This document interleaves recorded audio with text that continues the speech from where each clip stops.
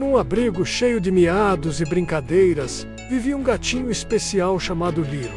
Enquanto todos os outros corriam para a frente da gaiola, Lilo ficava quietinho no seu canto, observando. Cada vez que uma família chegava, seu coração batia mais forte. Ele se arrumava, soltava um miado baixinho, mas ninguém o notava. Até que um dia, uma menininha de olhos tristes parou em frente a ele e sussurrou: "Você parece tão sozinho como eu." E foi assim que Lilo encontrou seu lar. Naquela noite, dois corações solitários finalmente se encontraram e adormeceram juntos.